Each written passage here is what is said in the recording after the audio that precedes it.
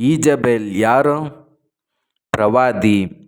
ದೇವರ ಪ್ರವಾದಿಯಲ್ಲ, ಅವಳು ದುಷ್ಟ ಬಾಳಕೆ ಪ್ರವಾದಿ. ಅವಳು ಪ್ರವಾದಿಯಾಗಿ ನಡೆಯುತ್ತಾಳೆ, ಅಂದರೆ ಅವಳು ಬಾಳದ ನಾಮವನ್ನು ಇಟ್ಟು ತಪ್ಪಾದ ಪ್ರಾರ್ಥನೆ ಮಾಡುತ್ತಾಳೆ.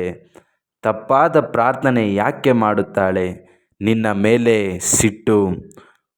ಯಾಕೆ ನಿನ್ನ ಮೇಲೆ ಸಿಟ್ಟು ಅಂದರೆ, ನಿನ್ನನ್ನು ಇಟ್ಟು ಕರ್ತನು ಮಾಡುವ ಕಾರ್ಯಗಳನ್ನು ಒಂದು ಹಂತ ಮೇಲೆ ಬರುತ್ತಾ ಇದೆ, ಅವಳಿಗೆ ಹಾನಿಯಾಗುತ್ತಿದೆ. ನಿಮ್ಮ ಮನೆಯಿಂದ ಬರುವುದರಿಂದ ಅವಳು ಕಂಡುಹಿಡಿದದರಿಂದ ನಿನ್ನ ಮೇಲೆ ಸಿಟ್ಟು, ನಿನ್ನ ಮೇಲೆ ಕೋಪ.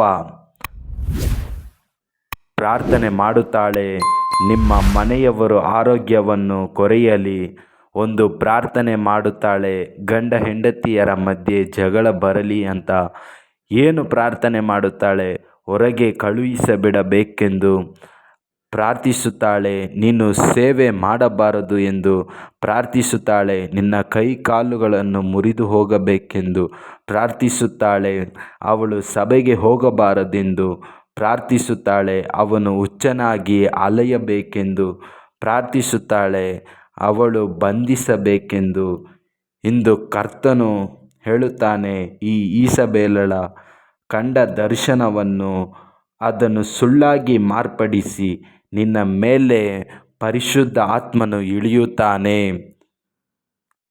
ಅವಳ ಪ್ರಾರ್ಥನೆಯನ್ನು ಮುರಿಯುತ್ತಾನೆ ಎಂದು ಕರ್ತನು ಹೇಳುತ್ತಾನೆ. ಅವಳು ಏನು ಹೇಳುತ್ತಾಳೋ ಅದೆಲ್ಲ ಸುಳ್ಳು, ಅದನ್ನು ನಂಬಬೇಡ ಎಂದು ಕರ್ತನು ಹೇಳುತ್ತಾನೆ. ಆದರೂ ಆ ಮಾತನ್ನು ಕೇಳಿದ ತಕ್ಷಣ ನಿನ್ನನ್ನು ನಡುಗಿಸಿ ಭಯೆ, ಅವಳು ಮಾಡಿದ ಪ್ರಾರ್ಥನೆ ನಡೆದು ಬಿಡುತ್ತೋ ಎಂದು. ಆದರೆ ಕರ್ತನು ಹೇಳುತ್ತಾನೆ, ಆ ಪ್ರಾರ್ಥನೆ ನಿನ್ನ ಮೇಲೆ ಬರುವುದಿಲ್ಲ. ಆ ಭಯವು ನಿನ್ನನ್ನು ಬಿಟ್ಟು ತೊಲಗಲಿ. ಕರ್ತನು ಅದನ್ನು ಮುರಿಯುತ್ತಾನೆ.